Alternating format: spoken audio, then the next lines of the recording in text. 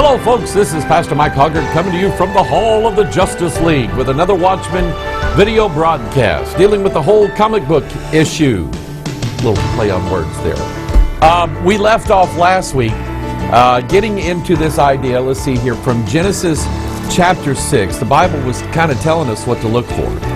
In Genesis chapter 6, we have the story, I believe it, I believe the Word of God.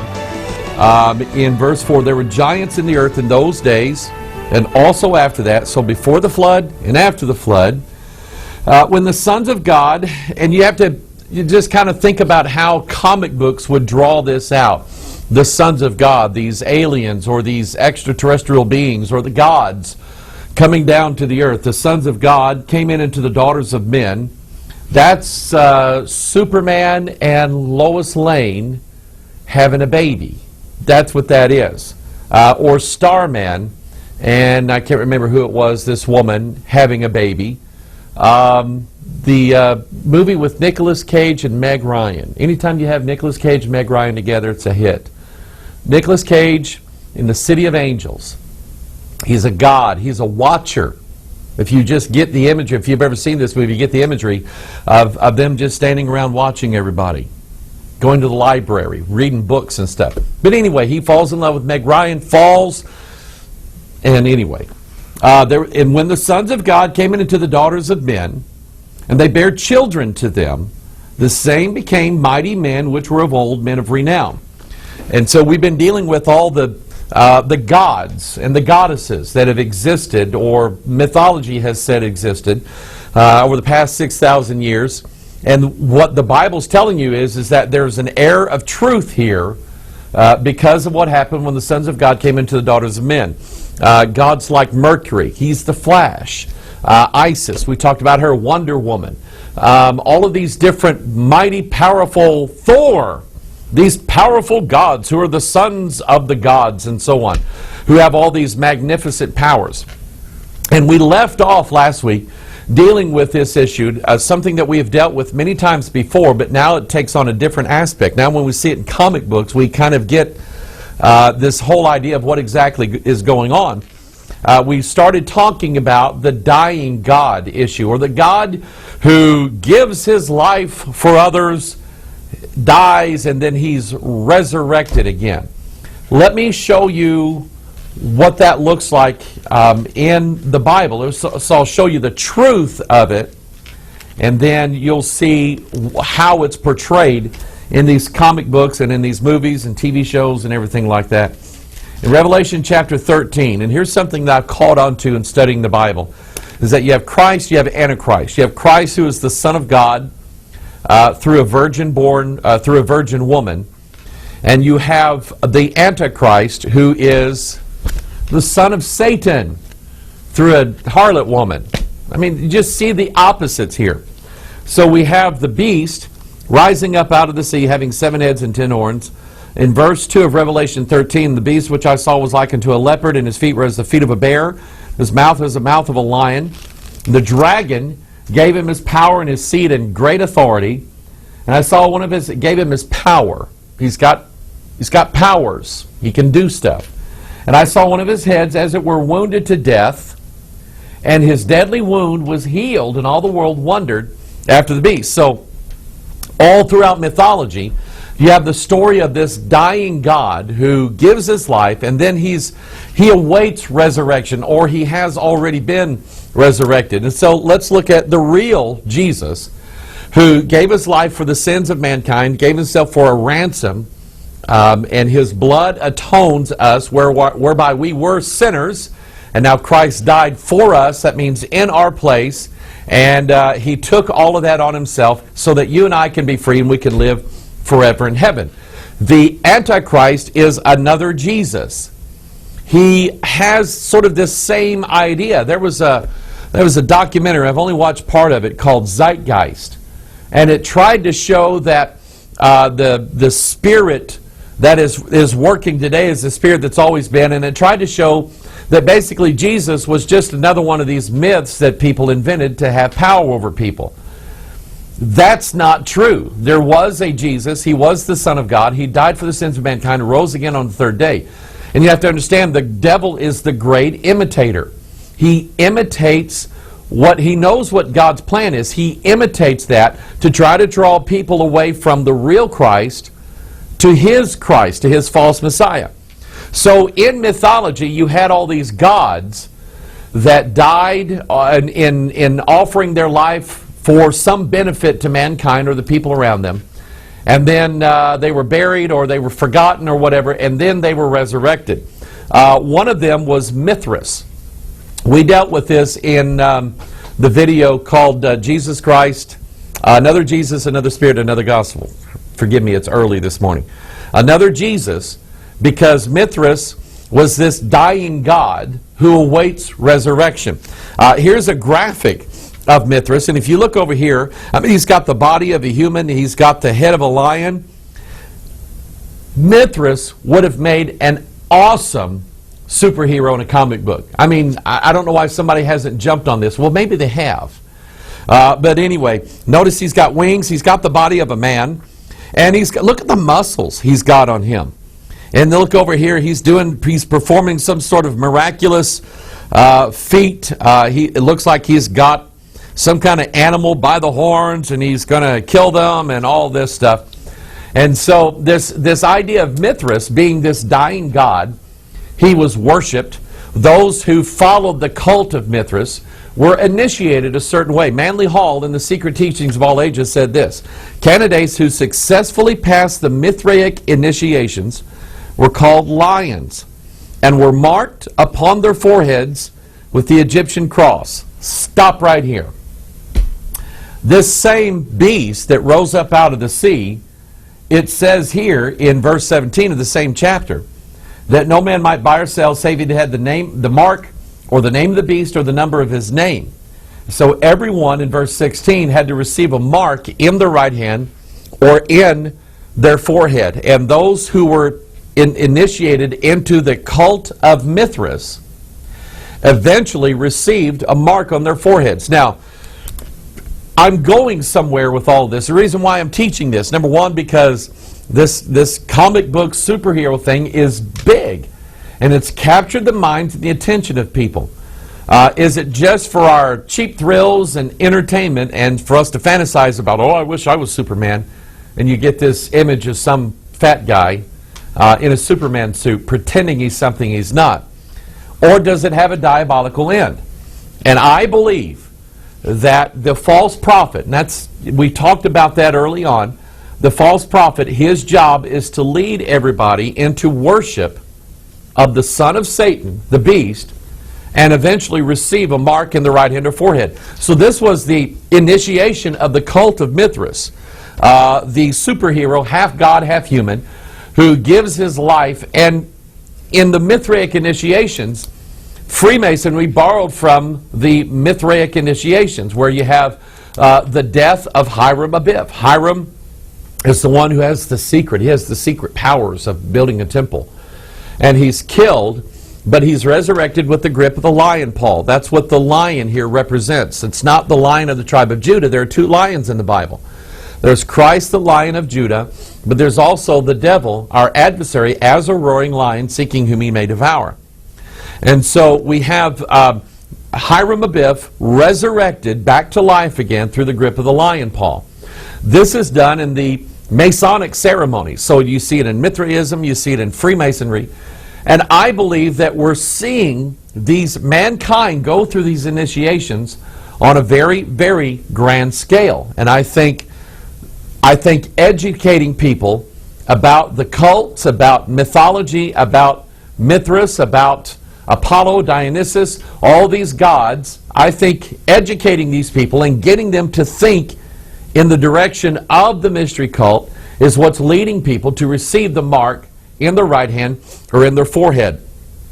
He mentioned that they received the mark on their forehead and the sign of the Egyptian cross. Let me show you what that looks like. It looks like a cross, but it has an oval on top of it. It's called an ankh. Here's a picture of Isis. You remember her? Oh, mighty Isis. And in the comic book and the children's TV series, Isis has this sun disk with these bull horns coming out of her head. That's where her magic powers are. But Isis' job, she holds the Ankh in her hand. And the Ankh is a symbol, let me explain it. The Ankh is a symbol of, in Egyptian mythology, it's the symbol of resurrection. Remember, Osiris is dead. Mithras is dead. Superman is dead. Okay, we're going to go there. And Isis needs to bring him back to life because that's her husband. So she does so. She has the power in her hand with the Ankh symbol. And the Ankh simply represents the male and the female. You figure it out.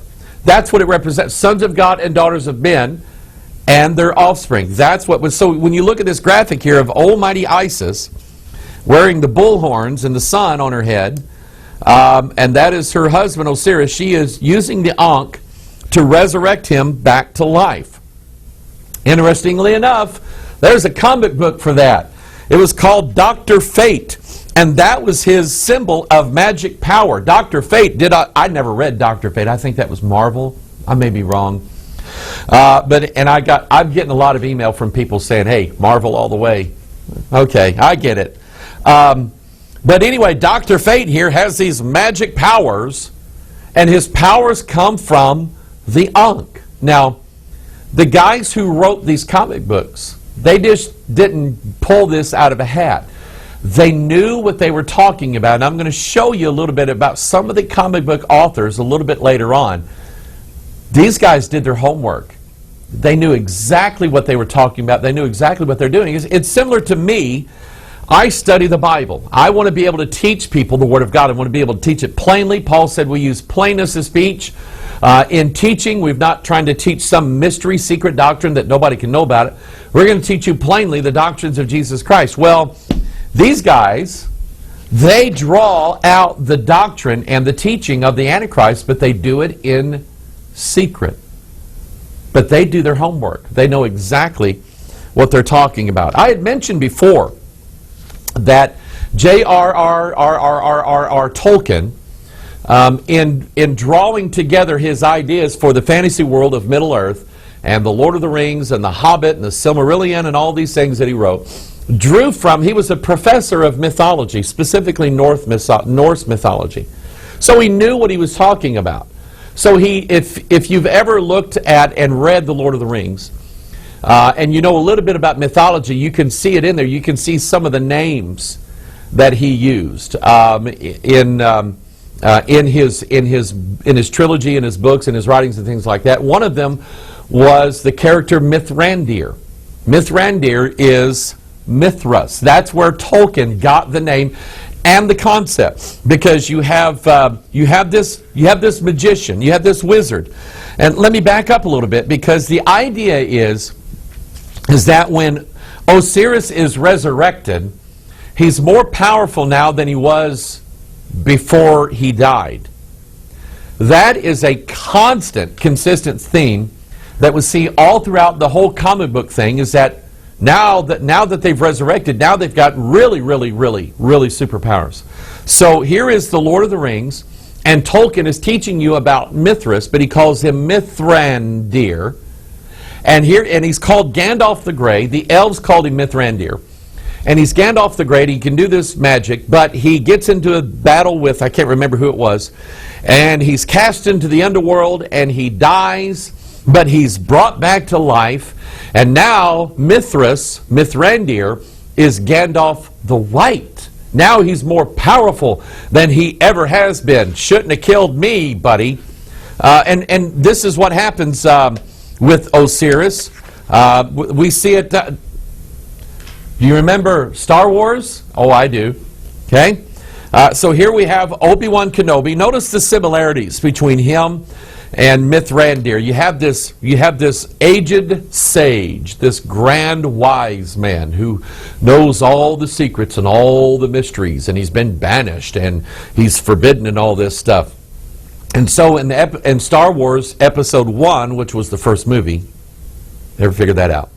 But anyway, Star Wars Episode 1, we find Obi-Wan Kenobi, and he has all these secret knowledge. He knows how to command the 4 elements to make the Force, so he can go like that. And at the end of Star Wars Episode 4, Movie 1, you see that famous scene where Obi-Wan Kenobi is fighting Darth Vader, and who is his old nemesis / his old buddy. And at some point, Obi-Wan Kenobi looks at young Luke Skywalker, who is the son of Darth Vader, although he doesn't know it yet, and he just sort of does this, and Darth Vader cuts him in half, and there's no body there. You see Obi-Wan Kenobi now showing up in the form of this voice. Let go, Luke. I remember playing in the arcades. They used to have this game, Star Wars, and man, the graphics were like lines, and they were amazing. But anyway, I'm playing Star Wars in the thing, and I can never shoot the things down inside the Death Star. I can never make it through the tunnel. I keep getting hit all the time. And so there is Obi-Wan Kenobi's voice in the video game telling you, let go, Luke. So I thought, oh, okay, so I let go of the joystick. Crash! Oh, that wasn't for me, was it? Obi-Wan Kenobi now is more powerful than he was before he got killed. Where did George Lucas get the idea for who Obi-Wan Kenobi was? The Jedi. He got it from Egyptian mythology. Remember, mighty men of old, men which were of renown. There was a famous, although some say he never existed, he shows up in one book of Egyptian mythology. He was a very, very powerful magician. He was called the Jed, D-J-E-D. So George Lucas pulled from him these magicians who have this power. Supposedly, the Jed, this magician, they did a test of him, and he had the head of a goose cut off, and here's the head over here, and here's the body over here. And through his magic powers, he made the head of the goose waddle over to the body of the goose, and the head connected back to the goose. That's the mythology that was told about him. But here's the interesting thing, is that the Jed, this magician, and here's the Jed pillar. Notice the symbol of the Ankh. This was in reference to the Jed, the magician. The Jed had magical powers similar to the magicians that faced off against Moses in the book of Exodus. You remember Moses said, Moses took his rod, cast it down, turned into a snake.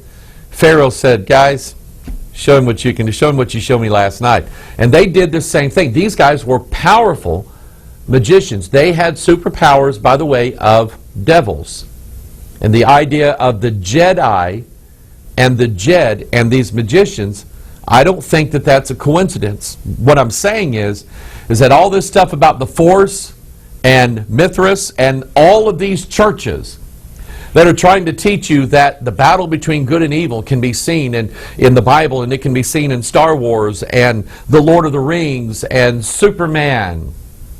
So really we're supposed to be able to understand the Jesus that they want you to believe in from mythology. Here's the problem. Peter said that we had not followed cunningly devised fables in telling you the story of Jesus Christ. We didn't follow the mythologies and the fables of Mithras, the dying god. We told you plainly the story of the Son of God who died for the sins of mankind. And he said, I heard the voice of God saying, this is my beloved Son. But he said, we have a more sure word of prophecy, whereunto you do well that you take heed. He's talking about the Holy Bible.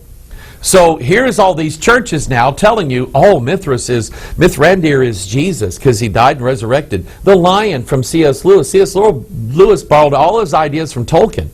The lion in The Lion, the Witch, and Wardrobe, he's Jesus because he dies and is resurrected. No, there's another lion that does that called Mithras. Lord of the Rings, oh, you can see Jesus there. Or Star Wars. You know, it's good how Darth Vader used to be bad, and now he's good through the power of the Force. Come on. We're supposed to teach people about Jesus through the Bible, not through cunningly devised fables. And so this brings in what is the biggest thing going on right now, and that is the movie The Man of Steel.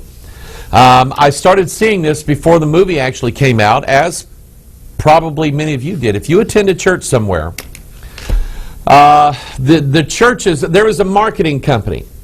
They make money. They make a lot of money. That's their job, is to make a lot of money.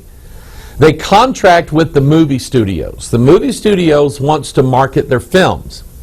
So the marketing company contracts with the film company. The film company pays them money.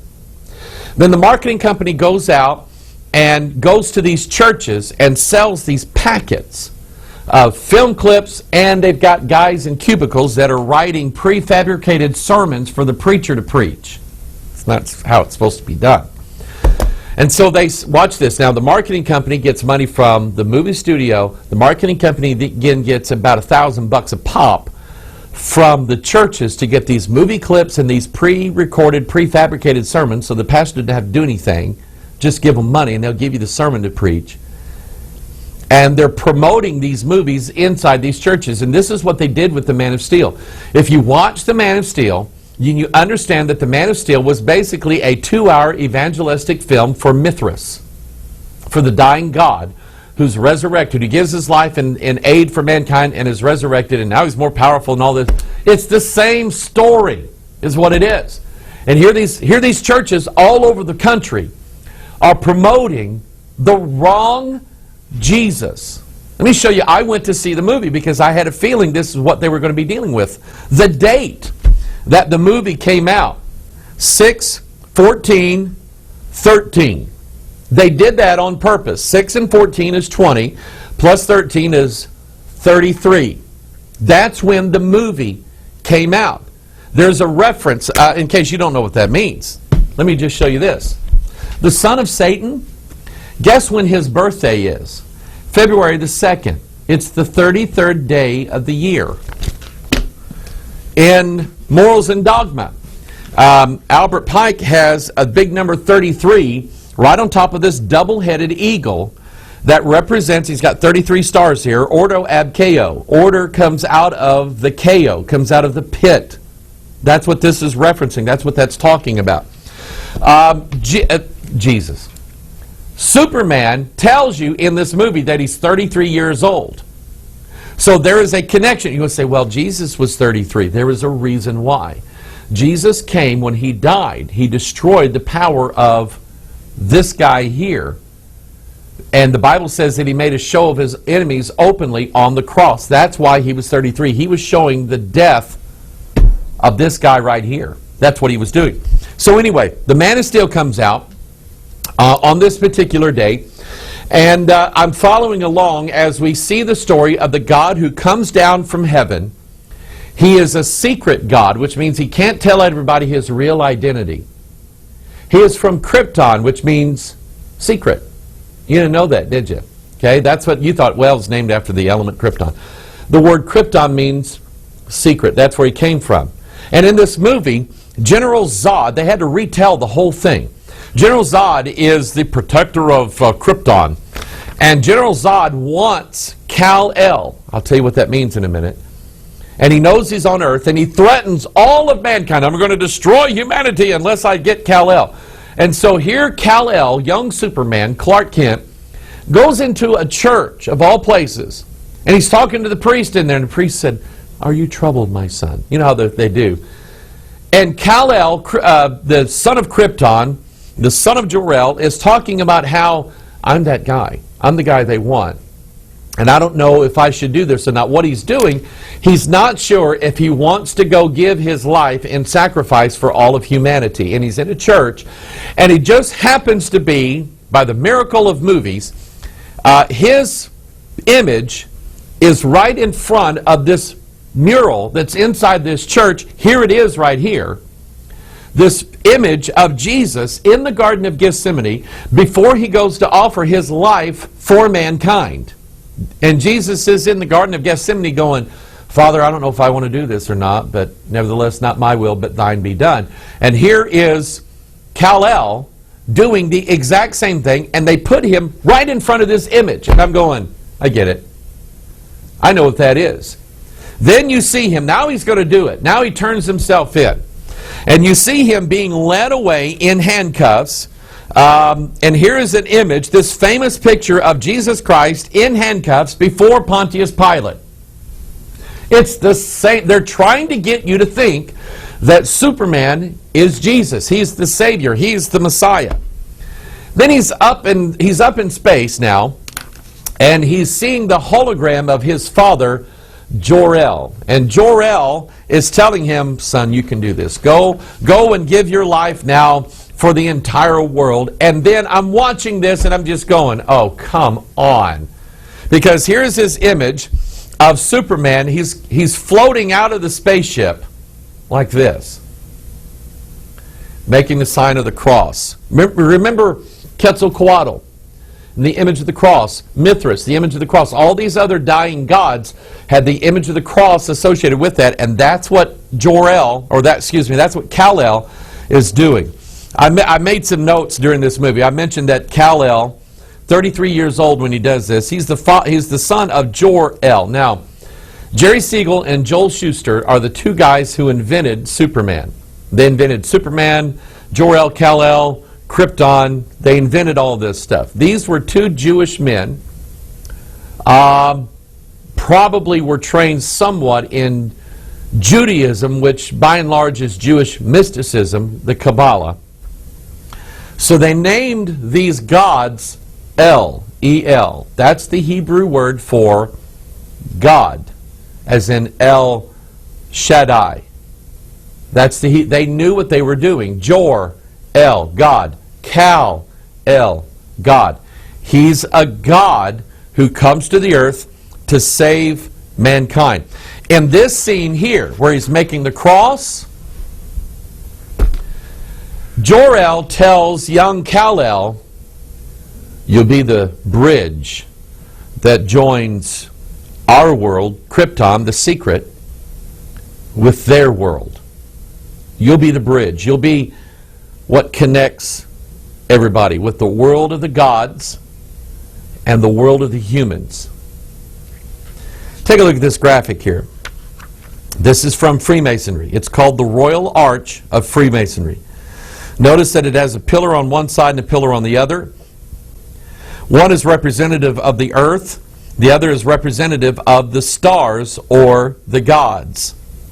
And they're joined together by what's called the keystone. Here's an image of the keystone. It joins the arches together, the two things, the bridge. It's what connects the gods and the humans together. Let me show you from the Bible what that looks like. You remember Nebuchadnezzar had a dream, and he couldn't get his astrologers to tell him what that dream was, and so he was going to have them all killed and so on. And so Daniel steps up. God gives Daniel the interpretation of the dream, and he says, Nebuchadnezzar, you saw 4 kingdoms, and the 4th kingdom is unlike any of the others because it's made of iron. Stars have iron in them. And it's made of iron, and you see the feet and the 10 toes, it's iron mixed with miry clay. And so he says in Daniel chapter 2, he says, the iron, for you saw the iron mixed with miry clay, they shall mingle, in verse 43, they shall mingle themselves with the seed of men. In other words, there's going to be a bringing together of this star kingdom with the human kingdom. That's what was taught in Superman. That's the mystical mystery themes that if you didn't know any of this stuff, you wouldn't understand it. And so they're trying to teach it to you in a subtle fashion. And you have this in your mind now. Superman is what bridges between the God world and the human world. It's what connects them. That's what the Masonic keystone represents. Here's another graphic here. You see these 2 pillars, Jachin and Boaz. One has the world on it, and the other one has the globe on it. And you see the winding staircase that the Mason goes up to go into the most high place of the tabernacle. That winding staircase is DNA. In fact, the keystone itself is DNA. DNA is a crystal. It's a stone. And there's a connection in the seed of men between the God world and the human world, and that's what Jor-El represents. That's what they were teaching you in this movie.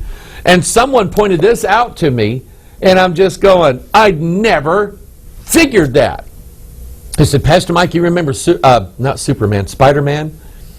Remember Spider-Man, and he's in love with MJ, Mary Jane? And there's that famous scene where you get the wet kiss. You remember that one? Notice that Spider-Man is pointing down and Mary Jane is pointing up. That's this. It's the square and the compass. He is the God who is hooking lips with the human. It's there. Let's go back and look at the history of the Superman movies. I just happen to have seen all of them. Okay, some of them, like the last two Superman movies that Christopher Reeve did, they were junk. Ugh, who came up with this stuff? The first two were good. Second two, Superman Returns was okay. Man of Steel, anyway. Let's go all the way back to the Salkinds movie. Alexander Salkind, Ilya Salkind, in the 1970s version of Superman. This was a blockbuster. I mean, people loved this movie. They fell in love with it. Jor-El actually is the one who proclaims in this movie he will be a god to them, because Kal-El's mother's worried that he'll be odd, he'll be an outcast. He says he'll be a god to them. So they're setting you up in your mind that he's going to be a god. And then in Superman 2, Kal-El falls to mortality and he mates with Lois Lane. So we have the gods mating with the human women. 5 years later, Kal-El goes to Krypton. He's away for 5 years. He comes back. He finds out that Lois Lane's his baby mama. He finds out he's got a baby from her, and he's kind of wondering about it, and Lex Luthor figures it out. Who's this boy's daddy? Because this little 5-year-old boy has got superpowers. Why is he 5 years old? Did you know that in the Omen movies, the first one that came out, little Thorn boy, Damien Thorn, 5 people get killed in this movie too. What does that have to do with anything?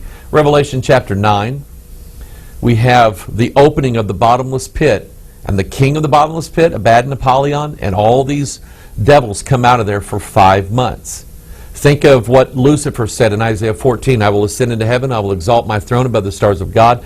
I will sit also upon the mount of the congregation in the sides of the north, I will ascend above the heights of the clouds, I will be like the Most High.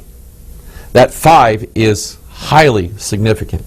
So then in the remake, we're going to redo the whole Superman thing, the Man of Steel.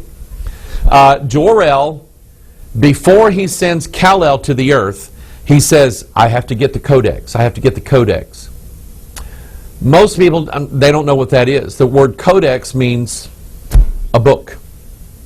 That's what a codex is. It's a scroll or a book, primarily a scroll. Those of you who study the Bible, you know anything about textual manuscripts, they have names. This is Codex Alexandrinus, Codex Sinaiticus, Codex Vaticanus, Codex B, Codex Aleph. They have all and they call them codexes because they are scripts rolled up in like scrolls. So Jor-El has got to steal the codex, which you find out is a skull. Hang on. You find out it's a skull, and you find out that the codex has in it all of the seed of everybody who would be born and has been born on Krypton. So we have the seed of the gods now inside of Kal-El. DNA. See, codex means a book. In Psalm 139:16, thine eyes did see my substance, yet being unperfect, and in thy book all my members were written, which in continuance were fashioned, when as yet there was none of them. He's referring to, even though 1,000 years before Christ, 3,000 years before now, God is showing David what made him in his mother's womb. It wasn't just jelly. It was a book that God wrote that had all of his members written out even before they were fashioned in his body. David was describing DNA, and he called it a book. And so in Superman, the remake, The Man of Steel, This codex now, this krypton secret, is in the form of a skull. Remember when we started out this series, the Comic Con, I told you that we had this imagery of this harlot woman, or Mary Magdalene, and she's got a book and she's got a skull. Here it is right here. The skull and the book go together. This is the DNA of the skull, the God who is in us. Take a look at this image here. The skull and the crossbones are the chromosomes. The skull is in there. We have the dying God already in us, and he is waiting his resurrection. In Matthew chapter 27, verse 33, and when they were coming to a place called Golgotha, that is to say, a place of the skull. What was that? What is this referring to? This is referring to Jesus, who dies on the cross, but where is the cross inserted into? The skull. The skull and cross bones was evident at Calvary. This was the enemies that Jesus was showing his defeat over in his death. Sort of like what the Bible said about Samson. The Bible says that Samson killed more of his enemies in his death than he ever did in his life. So that's what Jesus was doing. He was showing the death of the Antichrist on his death on the cross. The cross being jammed into the skull. Sort of like Jael, Heber's wife, back in the book of Judges, whose Sisera comes in, and he's a representation of the one who is against God's people. So he's a picture of the Antichrist. And he comes in and he falls asleep in Jael's tent, and Jael takes a big tent peg and drives it through his skull and kills him. Think of Jesus and the cross being fastened as a nail in a sure place in the place of the skull. Isn't that cool? But they're telling you in Superman the movie, the Man of Steel, that the hope for humanity is the DNA that's in the skull. That's what they're telling you. We go back to this image of Superman falling out of the spaceship like this. He is the God. Remember, he is the God who offers himself as a sacrifice and then is resurrected so he can save mankind. You remember this scene from Spiderman? Look what he's doing. The same thing. You see all the people carrying him? And by the way, watch this now. His mask is off. In Spider-Man, you remember that? And all these people who are holding him when he's making a cross, they know his real identity. They know his secret. So what do they do? When he finally comes back to life, what do? They give him his mask. Here. We won't tell anybody. They're the Illuminati.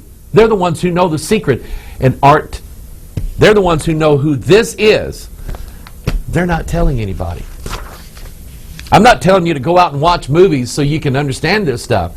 I'm telling you it's already there, and millions of people all over the world are watching it, and they're slowly but surely being subtly indoctrinated into this new mystery cult that's going to happen right in front of people's eyes, and they're going to go, I know what that is. Wait and see. Ironman. Interesting. Because in Daniel 2, the kingdom that mingles themselves with the seed of men is the Iron Kingdom. They're going to make people into Iron Men. Iron Man 3. He is killed, supposedly, buried, and he is resurrected, but they have to keep it a secret for a while, and then he's revealed. And then, if you remember in Iron Man 3, if you saw the movie, if you remember in Iron Man 3, they found a cure to regenerate mankind, to make him live forever. That's Iron Man 3. Neo, hello Neo, I am the architect. Remember that? From the Matrix. Neo is told by the Black Isis, the Black Madonna, who is the oracle in this. See, the Wachowski brothers, they went and got all of this stuff from all the mystery religions, and that's who the oracle represents. If you've never seen the movie, just ignore me for a few minutes. But if you have, you know what I'm talking about. She is a black woman. She is the Black Isis, the Black Madonna. She is Isis. She is the oracle. She is the mother of the matrix. The architect, which is a Freemason term for God, is the father of the architect. You see the idea here, the father and the mother, and they have worked together to create Neo, who is the one. And so when Neo first presents himself to the Black Madonna, to the oracle, he asked her, "Am I the one?" She said, "No, at least not this life. I just love candy." So you think, wow, I thought he was the one. He's not the one. So at the end of the first Matrix movie, Neo's facing off with the evil devil, Agent Smith, and they gut him down. And he's laying there dead. You're going to like this. You remember Isis holding the Ankh in her hand? And she uses it to resurrect Osiris? Neo's girlfriend, Trinity, she's in the real world. Neo's in the Matrix. If you don't understand it, just ignore me for a few minutes. When Neo's shot down by Mr. Smith, Agent Smith, Trinity is the one who brings him back to life with her kiss. So now Neo is resurrected. Now he's the one. And instead of Neo dodging all these bullets, and you see him fighting Agent Smith, he's just like going. And it's nothing to him. And then they're firing all the bullets and he just goes, and they all stop in midair and drop to the ground. See, now he's more powerful than he ever was in his first life.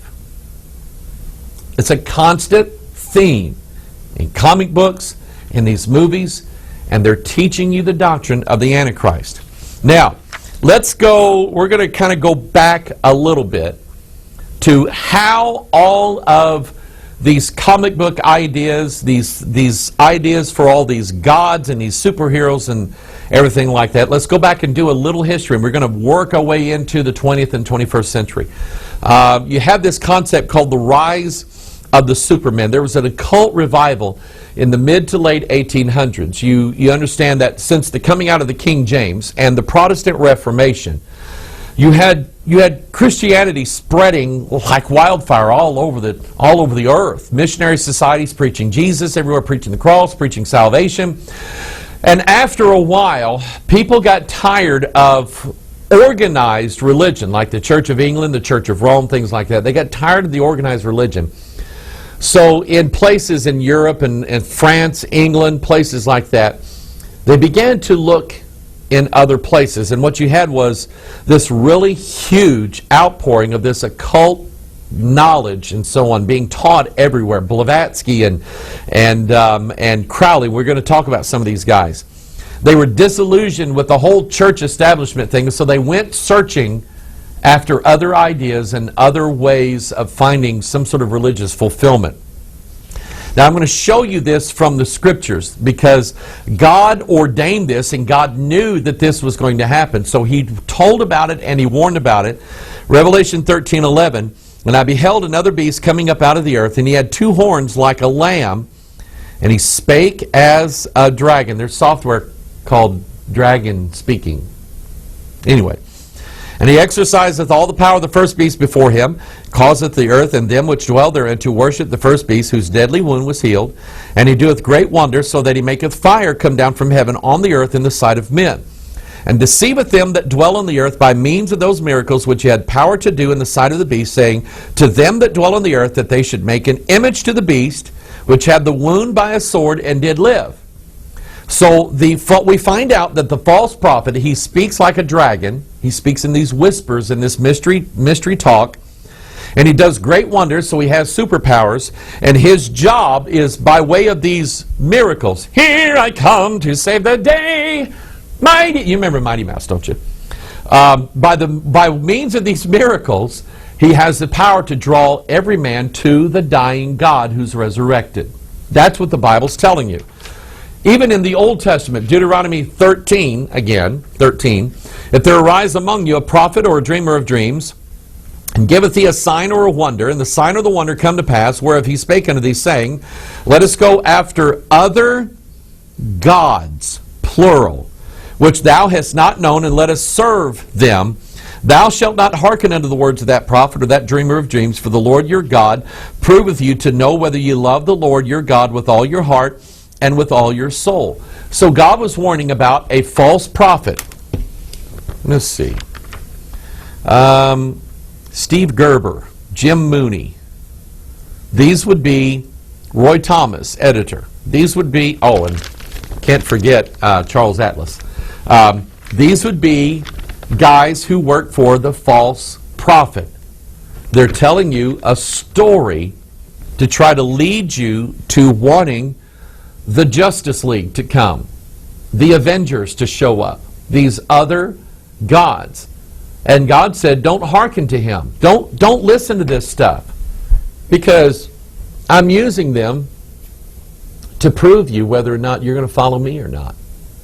See, when we say we're going to serve God and serve Christ, God says, okay, I'm going to prove that. We'll see if you really mean what you say.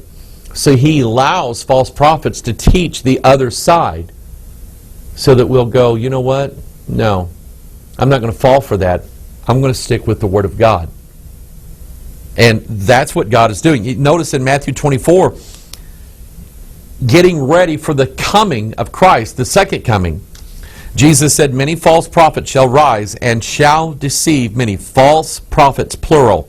Matthew 24:24, for there shall arise false Christs and false prophets, and shall show great signs and wonders, insomuch that if it were possible they shall deceive the very elect. This is what Superman and the Avengers and Mithrandir and Harry Potter being taught in the church is exactly what it's doing. False Christ. Superman is not the Jesus of the Bible. It's another Jesus. And the false prophets feeding into these churches. Here, we prefabricated the next 4 sermons you'll preach. Go play some golf. Go do whatever it is you want to do all week long instead of study the Bible. We wrote a sermon for you. All you got to do is stand up, show the movie clips, say what it is we tell you to say. Everybody will applaud you and put money in your offering plate. And the preacher goes, and this is the good life here. It's the false prophet system. By showing people false Christs, Ironman, Spiderman, Superman, Mithrandir, showing them false Christ, false prophets are teaching great signs and wonders. That's what these superheroes do. It's not possible to deceive the very elect, or the word very means truly. The truly elect. But those church fakers, they're falling for it. Right and left. Let's go back now to the 1800s, sort of see how all of this stuff came about. You had Charles Darwin introducing a concept that no one had really thought of. See, everybody had just accepted what the Bible said, that we were created to be special and unique in God's image. We were created on the 6th day. The whole universe was created in 6 days, and God rested on the 7th. That's what everybody had. And then Charles Darwin shows up and says, no, it's not that way. I believe he taught evolution, that it took billions and billions of years, and over the course of time, mankind started out as nothing, and then he had a paradigm shift, and he grew legs and arms. And then he wallowed around in the half ocean, half land with legs and arms, and another paradigm shift, and he had lungs. And then another paradigm shift because he saw food up in the tree he couldn't get to. He learned how to climb trees. And then another paradigm shift. He saw that it was better on the land, so he came down on the land. And then he had another paradigm shift, and he learned how to make weapons and kill animals and dig ditches. And then he made computers. And then mankind is on the verge of making his own evolution, his own paradigm shift. That's what Charles Darwin released into this world. Now, we've talked about her. Probably the most ugly woman in the world. And if you're this ugly, you should really serve God, because that's all you've got going. Helena Blavatsky, Madame Blavatsky, she taught evolution, but she hated Darwin. She called Darwin an idiot, something like that. Because Darwin said, now this just all happened by scientific chance, random efforts taking place. Blavatsky came out on the mystical side and said it was evolution, all right, but it wasn't chance. The gods have been taking over, leading us into the next paradigm shift. So she believed in 7 root races, and that over time these races evolved into a higher being. We are in the, I can't remember what she said, but we're awaiting what Hitler was looking for, the Aryan race. We're waiting for the next step in man's evolution. That's what Darwin released. That's what Blavatsky started telling everybody. So that one day we won't be just humans anymore. We'll be gods. That concept inspired, and I believe in inspiration, I believe devils inspire people to do the things they're doing, to write the books they're writing, to conceive of the comics that they're drawing, and to write rock and roll songs. You remember a group called Styx? You know what Styx is? Not, 1, 2, pick up sticks. Styx is the river that flows through hell. I have a theory in the Bible that it's called the river Euphrates. Can't prove it yet, but I think it's there. But anyway, this mythological river that flows through hell is Styx. That's where they got their name from. And they wrote a song called The Serpent Is Rising. Here's the words. In the abyss of space, from the center of time. Sounds like Krypton to me. The abyss. That's the pit. That's the bottomless pit. Chaos. A Superman race moves the serpent to climb. The journey has lasted 7 ages. That's where he got it from. Got it from Blavatsky. Or more. Life after life, reincarnation, must pass through the door. The secret revealed when you leave your cave, that is, stop right here, that Superman coming out of Smallville, the cave, now he's going to be revealed as Superman, is a glory of thunder and life from the grave. The serpent is rising, uncoiling in your spine, bringing you light from the depths of your mind. So these concepts that were birthed in the 1800s clearly were seeded and have now coming to fruition right here in front of our very eyes. So that even rock and roll is all supposed to be about sex and drugs and whiskey drinking, right? No. There is an occult agenda in these songs to bring people to the next paradigm shift, the next stage of evolution. The false prophets are writing songs, and they're drawing comic books, and they're writing novels, and then they're teaching doctrines. And they're doing it, let me get out Leonard Sweet here, they're doing it in the church too. And everybody but the very elect is falling for it. Along the same time of Blavatsky, you had a fellow by the name of Eliphas Levi. Eliphas Levi was a major occultist. This guy was a nasty guy. I have some books by Blavatsky. I've kind of looked at some things in there. I won't read Crowley. I've read Marilyn Ferguson. I won't read Crowley. He was nasty, mean, bad. I won't read. I've got books in PDF form by Levi. I don't look at them too much. Eliphas Levi, he's the guy that came up with this famous, and we use this all the time because it's a picture of the beast, this famous picture of Baphomet. Baphomet, as you remember, is a superhero because he has wings. Look at his wings, okay? And he's got horns, like Magog, okay? He's got horns like Magog. And he's got fire shooting out of his head for some reason. He's got a pentagram, remember the number 5. He's got male and female parts. That's kind of gross. Stop right here. Now we're seeing in the comic books the transgendered and sodomite characters, male and female together in the same body. So he's half human, half God, beast and angel and human all together. And Eliphas Levi is the guy who drew this image. Did so, I believe, by inspiration. Now, Eliphas Levi got into some serious magic. And he was trying to conjure this very, very powerful demon or devil. He was trying to conjure him. And he worked for a long time. He had this special room built, and he had this special script all worked out. He had power thoughts written down on paper is what he had. Put himself inside of a magic circle with these candles. Notice the image of Baphomet in the background. And he conjures this very, very, very powerful devil. And he looks amazingly like Yoda. Conjure me, you will not. That's where George Lucas got Yoda from. This extremely bad, nasty, powerful magic devil that Eliphas Levi conjured up. I mean, look at it. That's Yoda. Ha ha ha ha. Where did the name Yoda come from? There's a Hebrew letter called Yod. It's in part of what they call the Tetragrammaton, the Yod-He-Vah-He of Jehovah. Here's a quote from Manly Hall. In modern Masonry, the deity is symbolized by an equilateral triangle, its three sides representing the primary manifestations of the Eternal One, that's Neo, who is himself represented as a tiny flame called by the Hebrews Yod.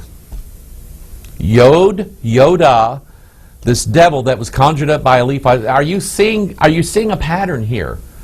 There was an occult explosion.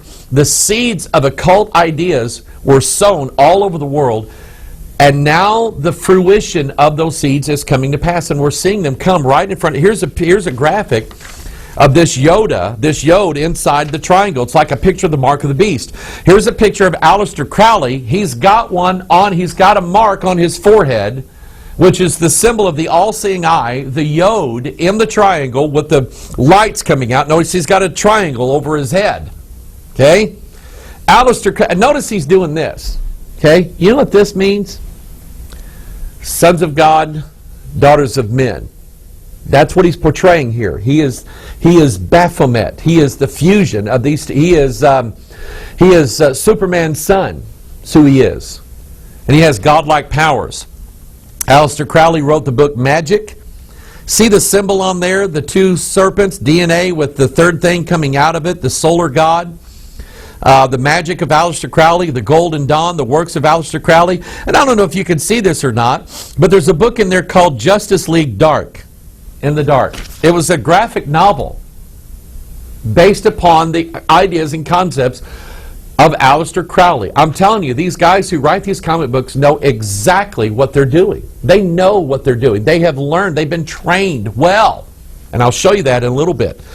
One of the followers, and we've talked a lot about Aleister Crowley. I won't get much into him. We have a video called The Prophets of the New Order, if you want to go look at that. I teach you a little bit more about Crowley and Crowley's influence. The Beatles put Crowley on their Sgt. Pepper's album. His picture's on there as one of their influences. All right? Anyway, Crowley had some disciples. One was a guy by the name of Jack Parsons. I mean, if you don't know who that is, Jack Parsons was the guy who basically is the father of modern rocketry.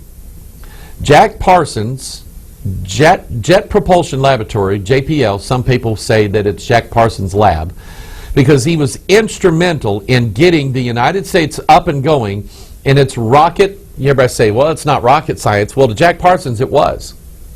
Jack Parsons is the guy who came up with the formula that would actually send a rocket up into the air without blowing it all to bits.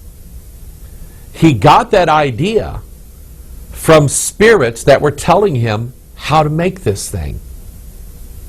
So here you have Jack Parsons. Marvel figures.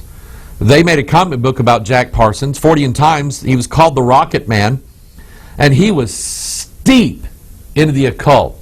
Jack Parsons and this guy here, L. Ron Hubbard, the father of Scientology, they were trying to do Aleister Crowley, let's go back here. Eliphas Levi conjured Yoda. Aleister Crowley conjured a devil called Lam, L-A-M, who just happened to look like the picture of every one of these gray aliens that you've seen, including the ones that showed up in Close Encounters of the Third Kind. That came from Aleister Crowley. So then we have L. Ron Hubbard and Jack Parsons, who were trying to do something that Crowley couldn't do. They said he had an unfinished work. They believed in a spirit test, a goddess called Babylon, B-A-B-A-L-O-N. It's right out of the book of Revelation. And what they wanted to create what I'm trying to say here. They wanted to have a ritual that would bring forth the star child onto the earth from Babylon, which would basically be the Antichrist, the beast. They wanted to bring in and give birth to the beast. They never quite succeeded yet. It wasn't time yet. And so they failed. But these men are some of the most influential men in the world. You have Jack Parsons. You have L. Ron Hubbard, the father of Scientology, who's now gone on to be with the devils in hell. He's dead. L. Ron Hubbard, Scientology. John Travolta, Tom Cruise. You ever heard of those names? Movies that are Scientology inspired, that have these mystery ideas and these mystery concepts embedded in them. Two of which were blatantly and openly Scientologist propaganda. One was called Battlefield Earth. There's John Travolta. There's one that came out just recently. It's one of the big summer flops.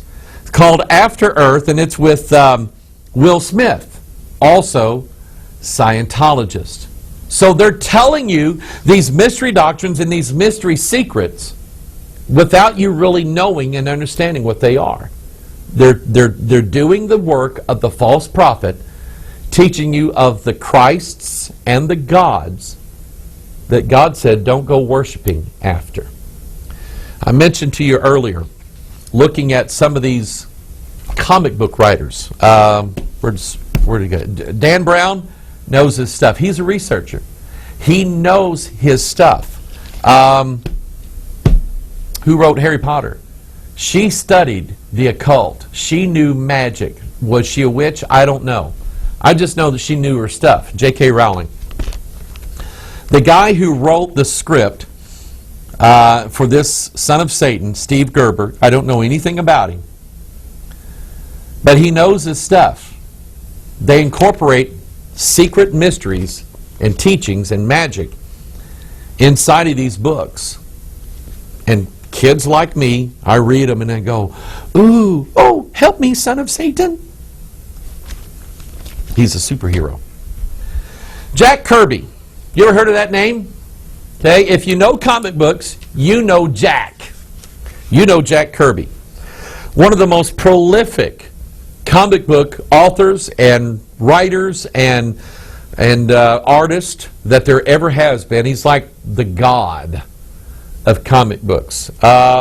He was the creator of the Fantastic Four, the Silver Surfer, and others. He was born, Jack Kirby's not his real name. He was born Jacob Kurtzberg, Jewish. He was raised in Jewish mysticism, the Kabbalah. In fact, and I get this information from, what's the book? Our Gods Wear Spandex. And this guy who was a major proponent of these God themes in these comic books, he's not a Christian. He's telling you that all these authors, and this is where I got the information from, he said, yeah, they were all taught in the occult.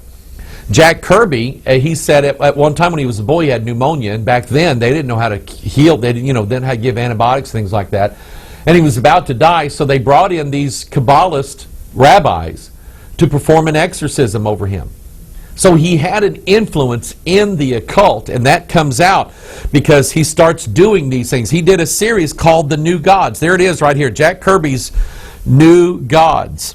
Remember, that's what God warned us about.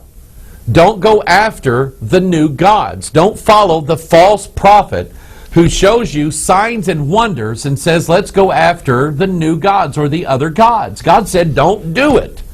And Jack Kirby said, I can do it. He's a false prophet.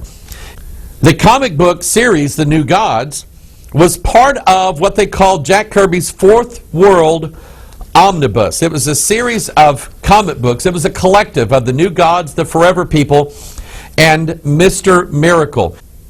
Here is a description from Our Gods Wear Spandex of what Jack Kirby's New Gods in his Fourth World Omnibus is all about.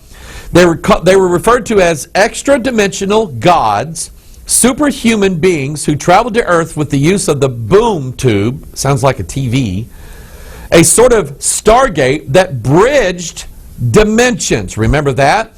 The god of the New Gods was the source. Stop right here. Neo in the Matrix movies had to go and be injected back into the source. He had to go back to the source, the architect, the main computer mainframe. So it's the same idea, the source, the main functionary behind the force, which is the dragon. So the god of the New Gods was the source, an omnipotent energy field that plays the exact same role in the Fourth World's comics that the Force plays in Star Wars. This is not me coming up with this. This was a guy who studies comic books, knows the mythology of it, knows the magic of it, and is in favor of it. And he's telling you what this is. Then you have comic book writer Steve Englehart. Here's one of his titles here, The Long Man. He is the one who came up with Doctor Strange. And here's what Steve Englehart said about this character, Doctor Strange, that he came up with. Notice what he said. When I took on his solo series, I decided I should learn a little about magic. And it led to a continuing interest in the subject. So Jack Kirby, Steve Englehart, some of these others, they're telling you they studied magic. And not just magic, M-A-G-I-C. M-A-G-I-C-K. That comes from Crowley. When I do this with little kids, okay? I do what I call little magic tricks. Actually, it's just prestidigitation and so on. Okay, I can make this guy disappear. Oh, look, here he is. Okay, that's what everybody says. Oh, do a magic trick. When it's magic with a C-K, you're talking some deep, deep stuff. You're talking Crowley and Eliphas Levi stuff is what you're talking about.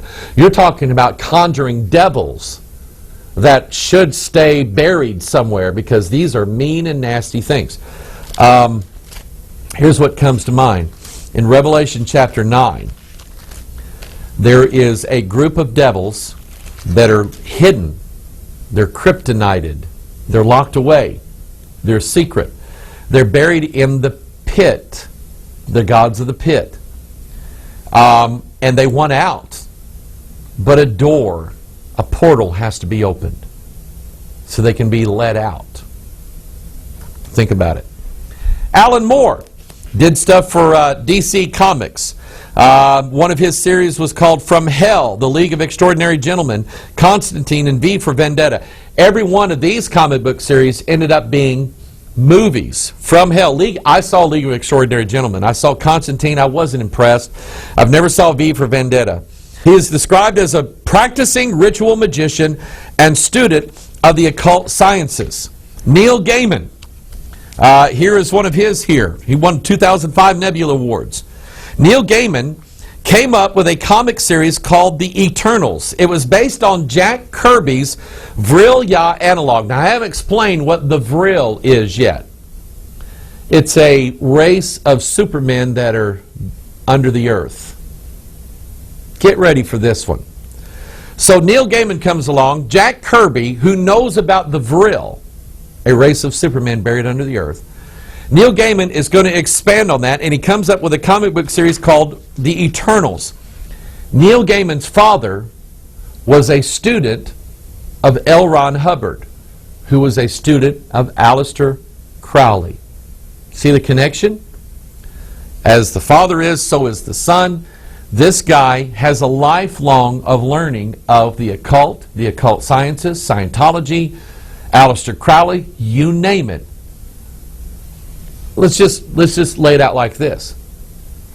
I know a lot about the Bible because my mom saw fit to drag me and my sister to Sunday school every Sunday morning, Sunday night for church, Wednesday night for church.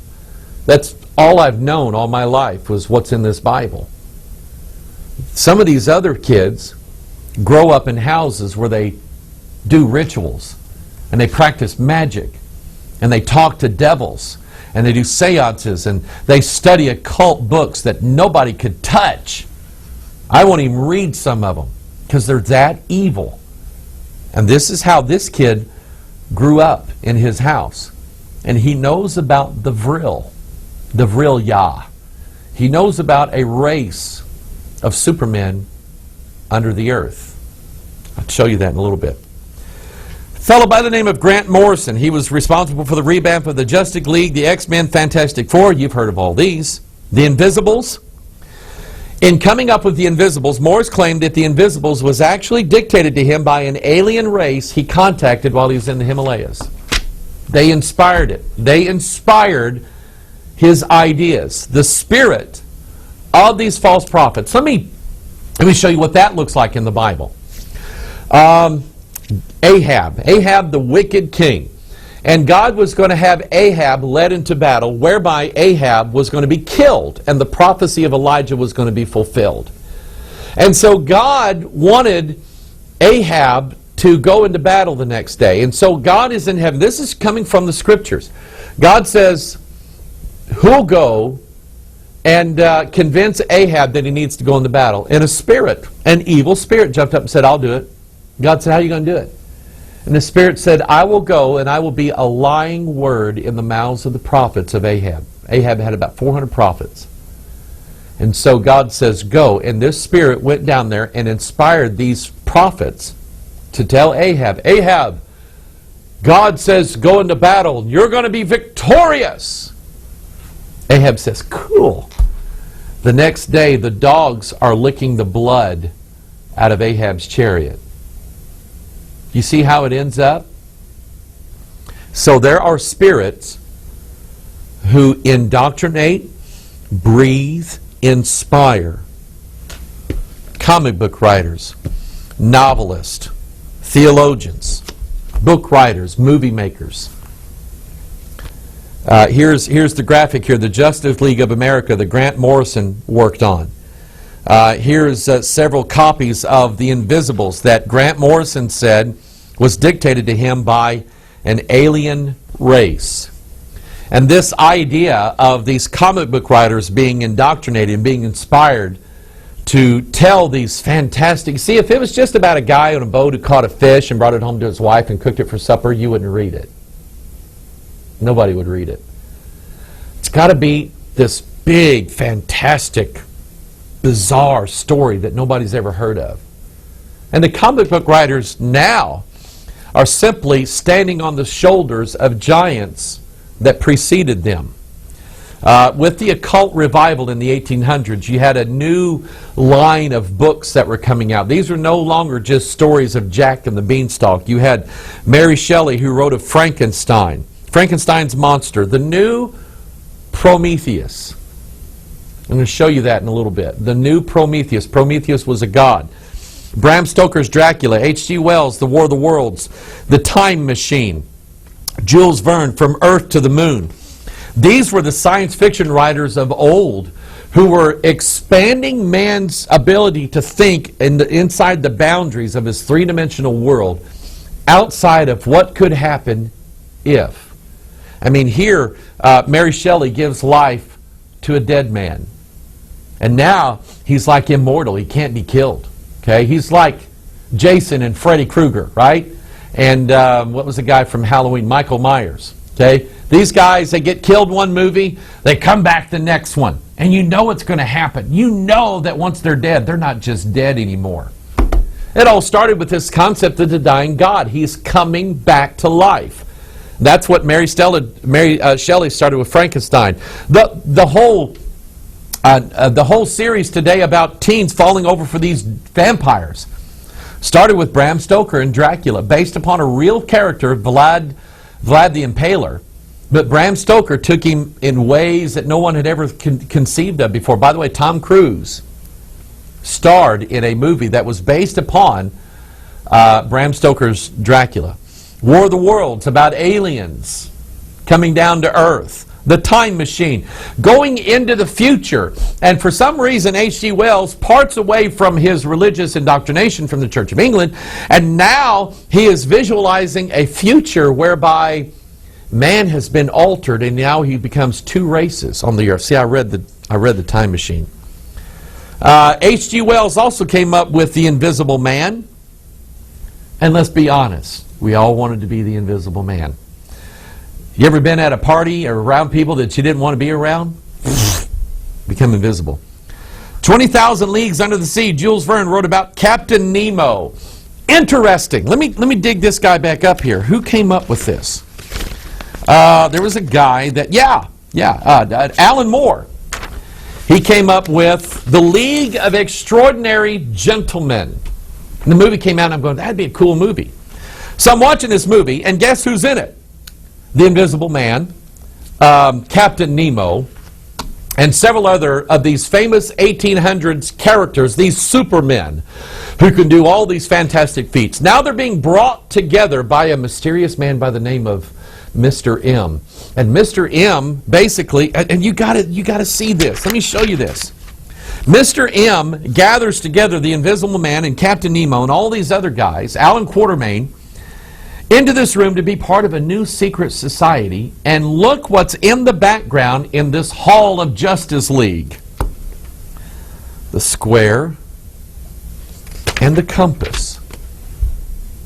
The sons of God and the daughters of men. And when I first saw this movie and I saw that and I went, what is that doing there? Now that I've done the research and done the homework, I get it. The false prophets are leading us. Here's a false Christ, Captain Nemo. He has all these scientific powers. Alan Quatermain, who dies, and at the end of the movie he's resurrected by magic. Get it? The Invisible Man and all these are the gods. These are people who can do things that nobody else can do. And they're part of a secret society, like a Justice League, the League of Extraordinary Gentlemen. I mentioned the Vrilya. Jack Kirby took this concept and somebody else took it way beyond where Jack Kirby, but it's basically about a race of people that live under the earth. They're supermen. They have magic powers and they have eternal life. This was written in a book by Edward Bulwer Lytton called The Coming Race. Coming Race. And it's about a race of supermen that are going to rise up and dominate planet Earth with their super abilities and superpowers. Here's a graphic. If you've ever heard stories of like an inner Earth, that the Earth is the hollow Earth theory, that you go up to the North Pole and there's a secret doorway up there and so on, well, I can tell you that it's true. It's called the abyss, the bottomless pit. And there is a Superman race under there, according to Revelation 9, according to the Scriptures. Jude said that they were angels that were being held in prison. So they are, and by the way, they're called the Vrilya in Edward Lytton's book, The Coming Race. They were superior to all of the races. They got their power called Vril from what they referred to as the black sun. In other words, it was a sun inside of the earth, and that's where they got their power from. And that eventually this race was going to take over and dominate the earth. There was a secret society that operated inside the Tool Society. Let me tell you what the Tool Society was. The Tool Society was a group of occultists in Germany that many say gave rise to the dictatorship of Adolf Hitler. The Tool Society, based the word tool was, I think, a Greek word that described a city that was called Hyperborea, which means above the Borealis. The Aurora Borealis is above the Arctic line, the Arctic Circle. The Tool Society, this city called Tool, was up above in the north. Some say it was down below, but that's where they came from, the north. All through the Bible, and I've pointed this out. We did a video called The Secret, the Mystery Behind the UN or something like that. And if you look at the UN logo, there's a crosshair centered upon the North Pole. And according to the Scriptures, there is a super race, a nation, whose tongue you shall not understand, a nation of fierce countenance, that Jeremiah said comes from the North Country. Whew.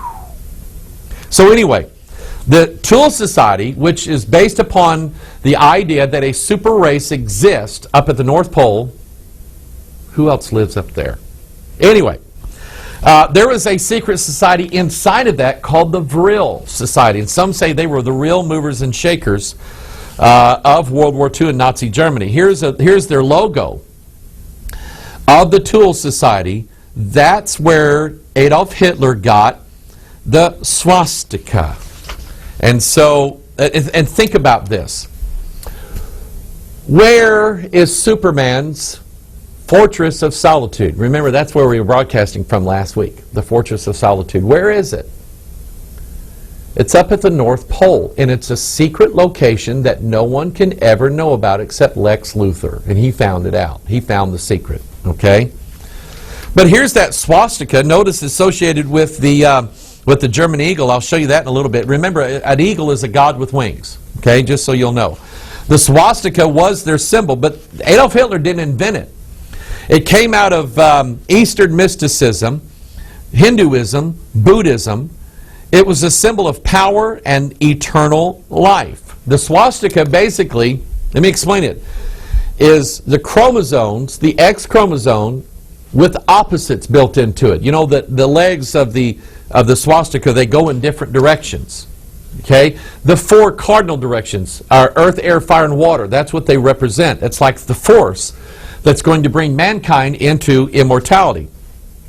Let's read that passage out of Revelation. The fifth angel sounded, and I saw a star fall from the earth, from heaven unto the earth. That's Starman. To him was given the key of the bottomless pit, and he opened the bottomless pit, and there arose a smoke out of the pit as the smoke of a great furnace, and the sun and the air were darkened by reason of the smoke of the pit.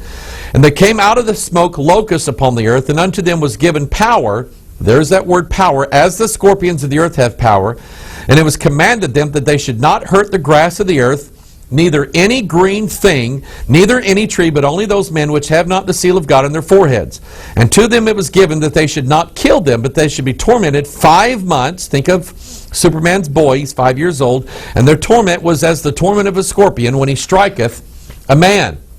And in those days shall men seek death, and shall not find it, and shall desire to die, and death shall flee from them. And the shapes of the locusts were like unto horses prepared unto battle, and on their heads were as it were crowns like gold, and their faces were as the faces of men.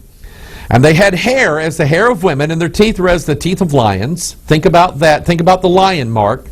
And they had breastplates as it were breastplates of iron, and the sound of their wings was as the sound of chariots of many horses running to battle. And they had tails like unto scorpions, and their stings were in their tails, and their power was to hurt men 5 months.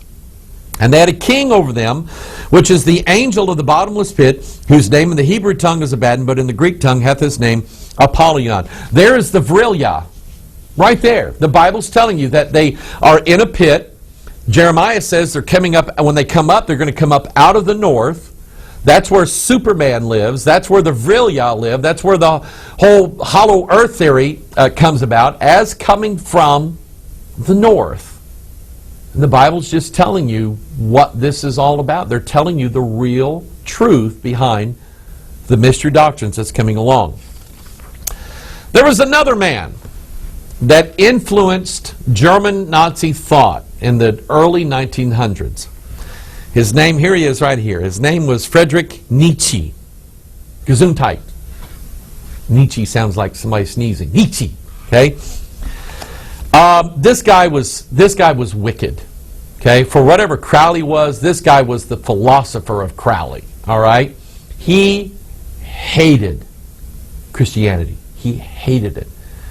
And he had an intellect, which means he had the ability with his words to write scathing, pithy, very sharp words, intelligent words against Bible Christianity. He hated morality. There is an allegation that he had an incestuous affair with his own sister. He hated God, and in general, he was morally bankrupt. He is the guy. Here's an article from Time magazine. This came out, I think, in the late 60s, early 70s, called Is God Dead? They got that from Nietzsche. Nietzsche coined the phrase, God is dead. This guy hated Christianity, hated God.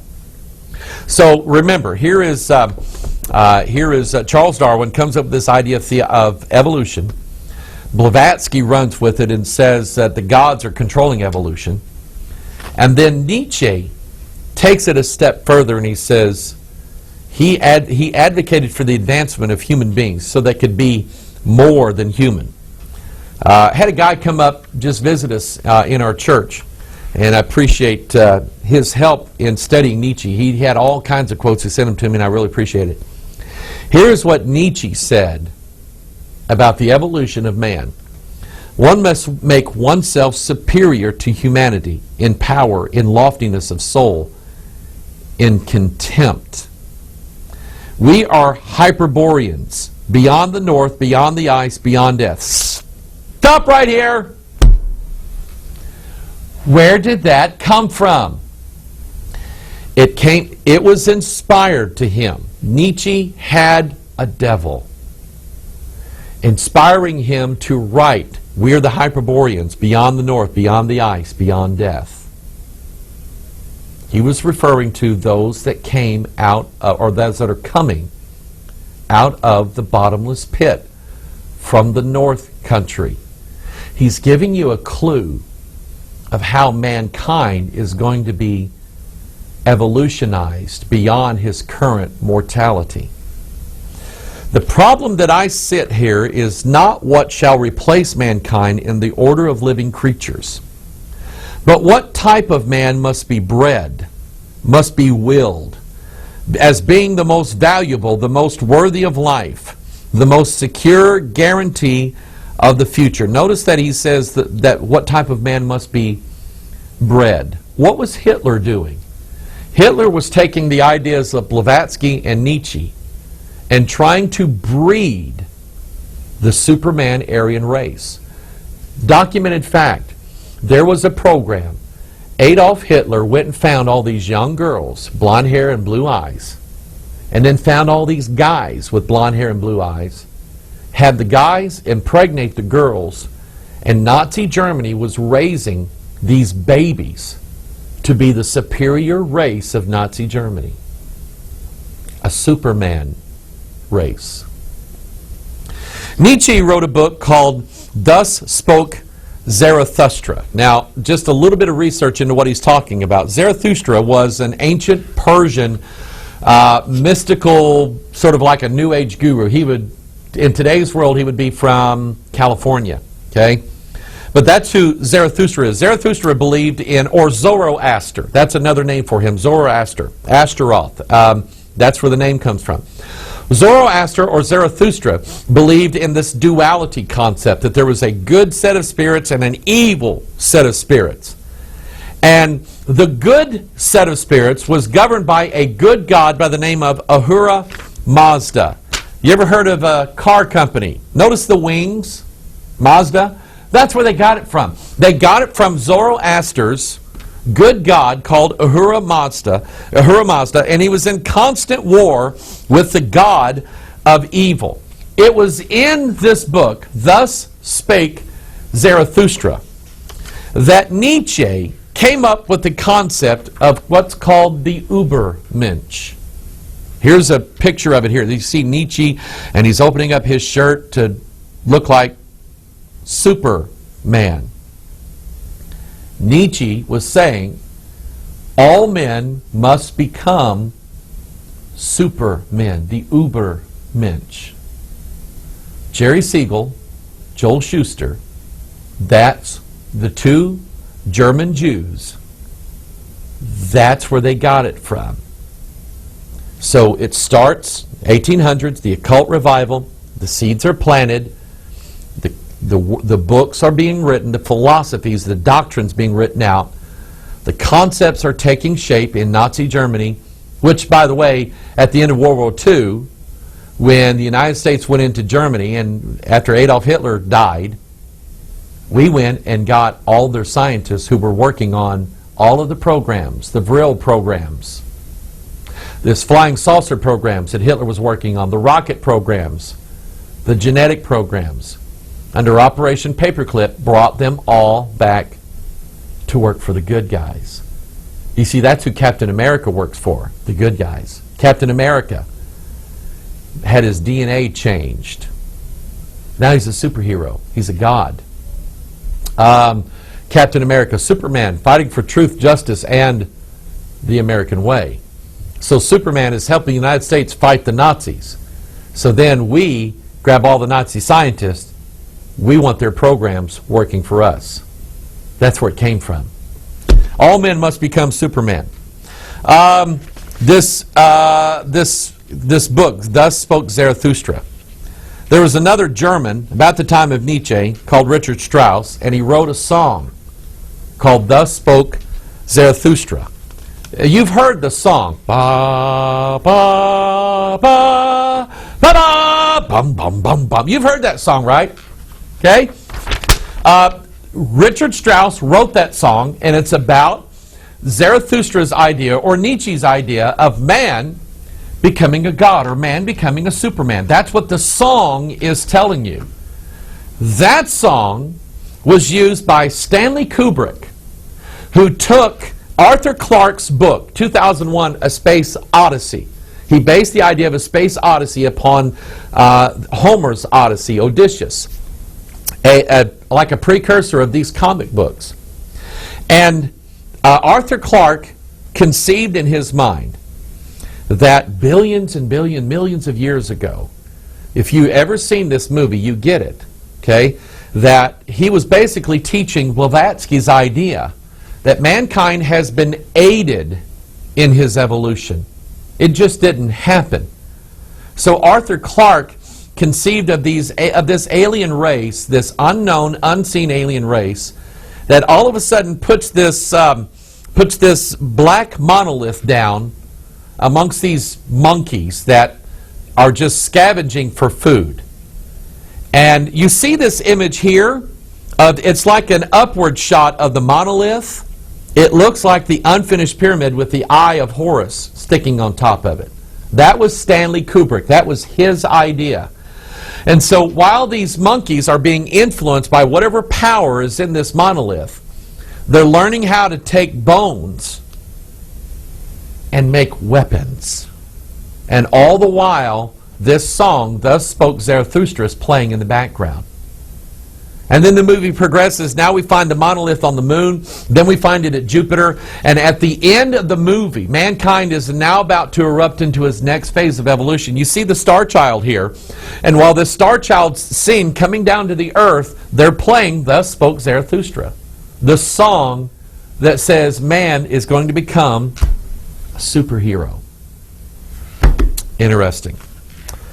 The demonic rantings of Nietzsche undoubtedly had an effect on Crowley. At Crowley, there was a devil by the name of Iowas who dictated a book to Crowley called the Book of the Law. Here's a picture of it here.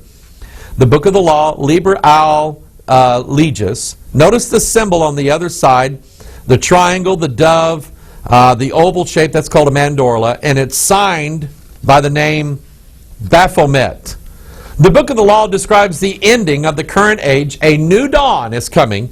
The age of Horus, a Superman race of Aryans who are going to take over the world. A new breed. That's what was prophesied. All these books. Nietzsche. Who else did we talk about? Blavatsky, Crowley, Eliphas Levi.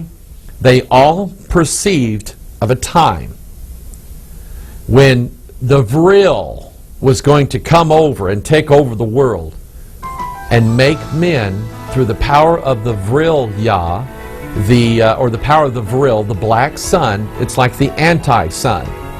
Christ is the Son of Righteousness. The beast is the anti-sun. That's where the power comes from. The power comes from the dragon. And it's going to turn men into gods. Now they're not just men, they're ex-men, former men. We'll talk about that next week. We're going to conclude this series and basically show you what the end and the aim of the son of Satan is. This is Pastor Mike. Hope you've enjoyed it. Hope you've been educated If I talk too fast, go back and play it again. All right, we'll see you next week. We'll finish this out. Bye-bye.